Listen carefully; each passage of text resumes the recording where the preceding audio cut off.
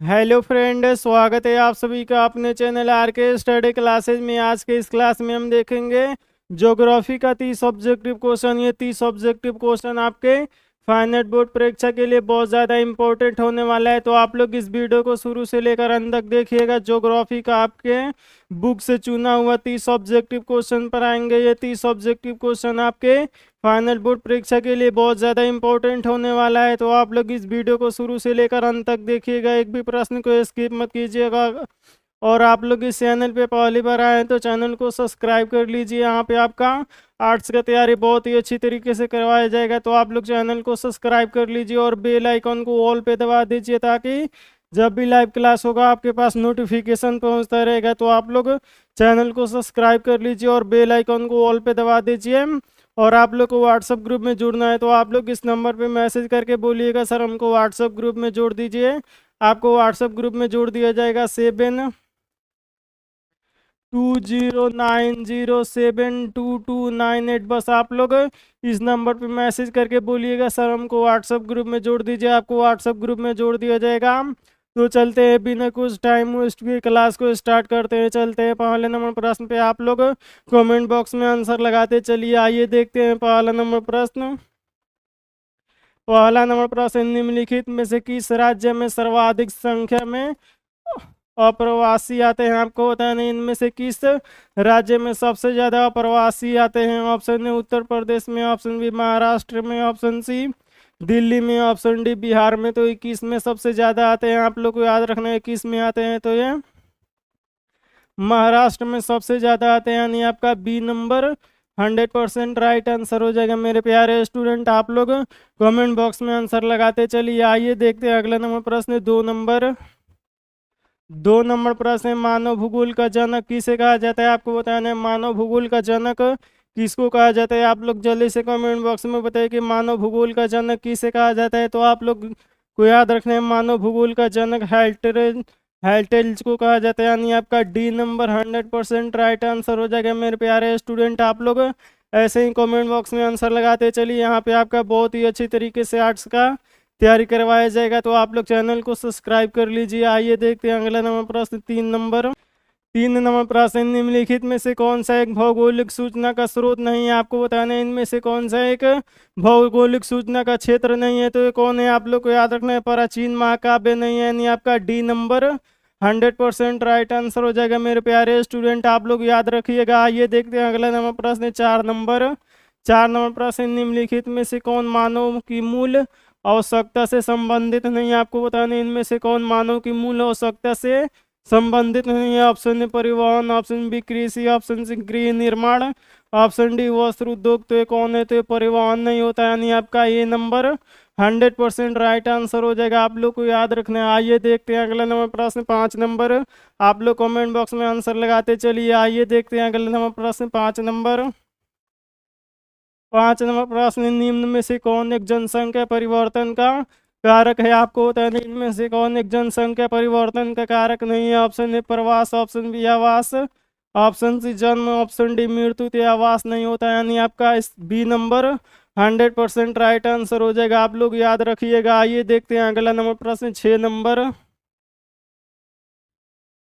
प्रश्न, निम्नलिखित में से किस क्षेत्र में ग्रामीण जनसंख्या का प्रतिशत सबसे से कम है? आपको बताना है निम्नलिखित में से किस क्षेत्र में ग्रामीण जनसंख्या का घनत्व सबसे कम है। तो 21 में, आप लोग को याद रखिएगा 21 में। तो ये उत्तरी अमेरिका में, यानी आपका C B number 100% right answer हो जाएगा। आप लोग याद रखिएगा। आइए देखते हैं अगला नंबर प्रश्न। 7 नंबर प्रश्न, इनमें से कौन एक मध्यकालीन नगर है? आपको बताना है इनमें से कौन एक मध्यकालीन नगर है। आप लोग जल्दी से कमेंट बॉक्स में बताइए कि इनमें से कौन एक मध्यकालीन नगर है। तो ये कौन है? आप लोग को याद रखना है ये पटना है, यानी आपका बी नंबर 100% राइट आंसर हो जाएगा। आइए देखते हैं अगला नंबर प्रश्न। 8 नंबर प्रश्न, निम्नलिखित में से कौन सा देश विकासशील है? आपको बताना है इनमें से कौन सा देश है जो विकासशील है, यानी आपको बताना है इनमें से कौन सा देश है जो विकासशील है। तो ये कौन है? आप लोग को याद रखना है नाइजीरिया, यानी आपका सी नंबर 100% राइट आंसर हो जाएगा। आप लोग को याद रखना है। आइए देखते हैं अगला नंबर प्रश्न। 9 नंबर 9 नंबर प्रश्न, निम्नलिखित में से कौन मानव विकास के मूलभूत क्षेत्र है? आपको बताना है इनमें से कौन मानव विकास का मूलभूत क्षेत्र है। ऑप्शन ए स्वास्थ्य, ऑप्शन बी संसाधन, ऑप्शन सी शिक्षा, ऑप्शन डी उपयुक्त में से सभी। तो ये सभी हो जाएगा, यानी आपका डी नंबर 100% राइट आंसर हो जाएगा। आइए देखते हैं अगला नंबर प्रश्न। 10 नंबर प्रश्न, निम्नलिखित में से कौन मानव विकास का स्तंभ नहीं है? आपको बताना है इनमें से कौन मानव विकास का स्तंभ नहीं है। ऑप्शन ए समतान, ऑप्शन बी सत्ता, ऑप्शन सी उत्पादकता, ऑप्शन डी जनसंख्या। तो ये कौन नहीं है? आप लोग को याद रखें, उत्पादकता नहीं, यानी आपका सी नंबर 100% राइट आंसर हो जाएगा। आइए देखते हैं अगला नंबर प्रश्न। 11 नंबर प्रश्न, निम्नलिखित में से कौन सा देश उच्च मानव विकास वाला नहीं है? आपको बताना है इनमें से कौन सा देश है जो उच्च मानव विकास वाला देश नहीं है। तो ये कौन है? आप लोग को याद रखने हैं कौन है। तो ये नॉर्वे है, यानी आपका सी नंबर 100% राइट आंसर हो जाएगा।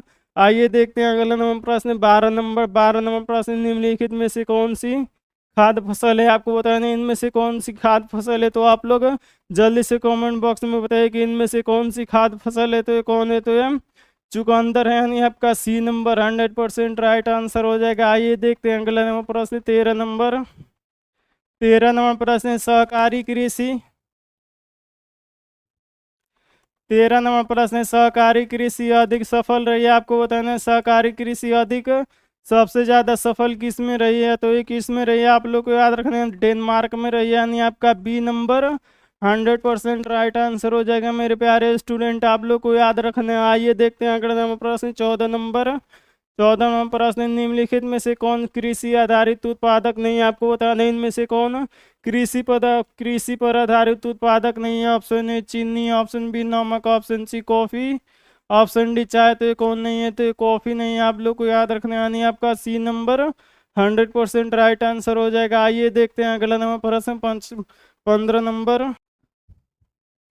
15 नंबर प्रश्न, इनमें से कौन सी रोपड़ फसल नहीं है? आपको बताना है इनमें से कौन सी रोपड़ फसल नहीं है। तो ये कौन है? आप लोग को याद रखना है चावल जो होता है ये रोपड़ फसल नहीं होता है, यानी आपका डी नंबर 100% राइट आंसर हो जाएगा। आइए देखते हैं अगले नंबर प्रश्न। 16 नंबर प्रश्न, रबड़ का सबसे बड़ा निर्यात देश कौन है? आपको बताना है रबड़ का सबसे ज्यादा निर्यात देश कौन करता है। ऑप्शन है रूस, option B America, option C Japan, option D Malaysia. तो ये रबड़ का सबसे ज्यादा निर्यात कौन करता है? तो ये मलेशिया करता है। आप लोग को याद रखना है, यानी आपका डी नंबर 100% राइट आंसर हो जाएगा। आइए देखते हैं अगला नंबर प्रश्न। 17 नंबर प्रश्न, महामार्ग का निर्माण सबसे पहले किस देश में हुआ था? आपको बताना है महामार्ग का निर्माण सबसे पहले किस देश में हुआ था। Option A America, option B Britain, option C France, option D Germany. तो आपको बताना है महामार्ग का निर्माण सबसे पहले किस देश में हुआ था। तो ये किस देश में हुआ था? आप लोग को याद रखना है जर्मनी में हुआ था, यानी आपका डी नंबर 100% राइट आंसर हो जाएगा। आइए देखते हैं अगला नंबर प्रश्न। 18 नंबर प्रश्न, दो देशों के मध्य व्यापार कहलाता है? आपको बताना है जब दो देश आपस में मिलकर व्यापार करते हैं तो उसको क्या कहते हैं। तो उसको क्या कहते हैं? आप लोग को याद रखना है अंतरराष्ट्रीय व्यापार कहते हैं, यानी आपका डी नंबर 100% राइट आंसर हो जाएगा। आइए देखते हैं अगला नंबर प्रश्न। 19 नंबर प्रश्न,